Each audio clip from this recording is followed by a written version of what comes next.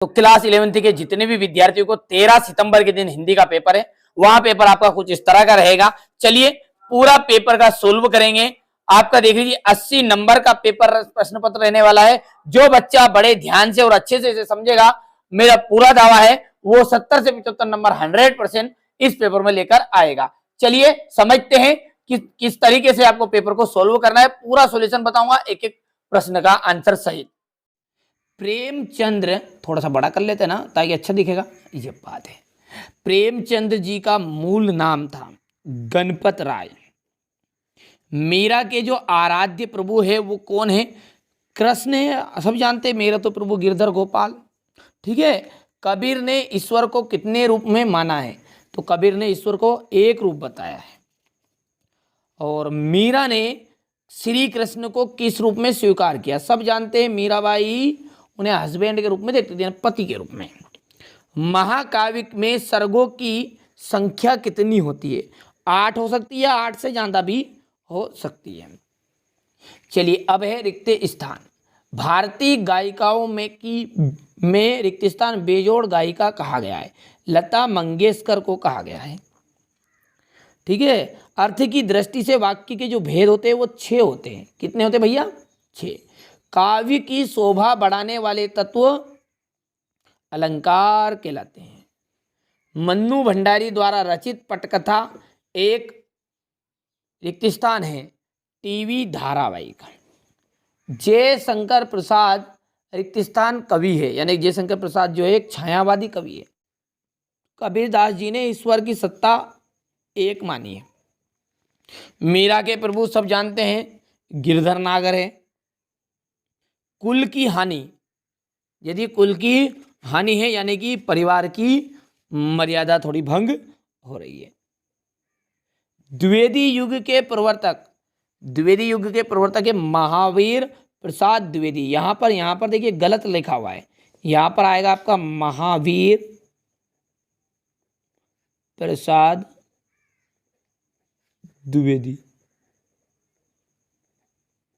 और ये हो जाएगा आपका तीसरा, ठीक है। और कुंडलिया छंद, कुंडलिया छंद में कितनी मात्राएं होती है? 24 होती, तो ये चौथा हो गया आपका। रस के अंग कितने होते हैं? 4 होते हैं, 5वां। और जलज, जलज का पर्यायवाची होता है कमल, ठीक है। आराम से करिए, बिल्कुल शांति से, ठीक है। पालर पानी और पाताल पानी के बीच का तीसरा रूप कौन सा है? तो है रेजानी पानी।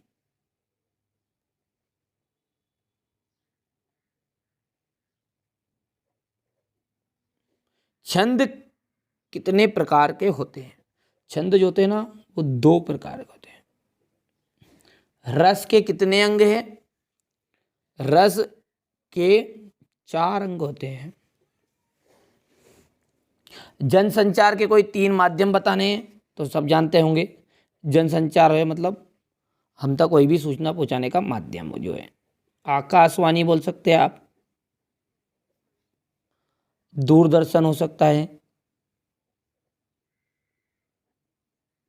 फिल्मों के माध्यम से हो सकता है। 2-3 माध्यम हो गए, ठीक है। समाचार पत्र भी लिख सकते हैं। शब्द युग्म का क्या नाम है? में समान परंतु अर्थ भिन्न, या भिन्न अर्थ वाले शब्द, भिन्न अर्थ वाले शब्द। मोहन के गुरु का नाम क्या था? मास्टर त्रिलोक।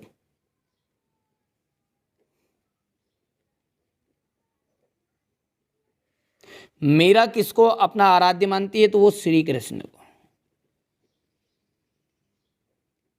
ठीक है। इतनी चीजें। और अब सत्य सत्य की बात करें तो बीजक जो सूरदास जी की रचना है, नहीं, ये तो कबीरदास जी की है, इसलिए ये बात होगी आपकी असत्य। सुमित्रा नंदन पंत छायावाद के महत्वपूर्ण स्तंभ है, बिल्कुल सत्य है।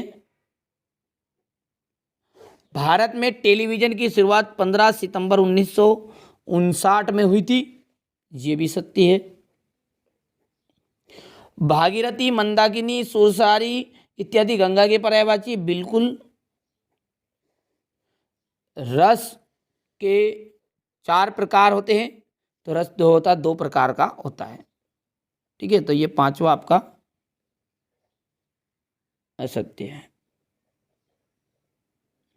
और काव्य की शोभा, रस जो होते 10 प्रकार के होते ना, ठीक है। और काव्य की शोभा बढ़ाने वाला रस कहलाता नहीं, अलंकार कहलाता, ये भी आपका असत्य हो जाएगा। ठीक है, तो ये अच्छे से मेहनत कर लेना आप और कंप्लीट कर लीजिएगा। ठीक है, चलिए आगे बढ़ते हैं। भक्ति काल की कोई 2 विशेषता लिखना है। आदिकाल वीरगाथा काल की विशेषताएं लिखनी है। धनराम मोहन को अपना प्रतिद्वंदी क्यों नहीं समझता है था। इतिहास की स्मृति का वर्णन क्यों नहीं मिलता। कहानी के तत्वों के नाम लिखना। गद्य काव्य की कोई 4 विधाओं के नाम लिखने हैं। यहाँ से देखिए, जनसंचार माध्यम किसे कहते, पत्रकारिता किसे कहते, छंद की परिभाषा उदाहरण सहित। यहाँ से आप तो बढ़िया से स्क्रीनशॉट लो, यही प्रश्न पत्र आपका आने वाला है। ठीक है, मेहनत कर लीजिएगा और आंसर सारे कंप्लीट कर लीजिएगा। ठीक है, यहाँ से देखिए, ये क्वेश्चन नंबर 15 हो गया है। प्रेमचंद्र या शेखर जोशी का साहित्यिक परिचय लिखना है। कबीरदास या मीराबाई का साहित्यिक परिचय लिखना है आपको। और यहाँ से देखिए,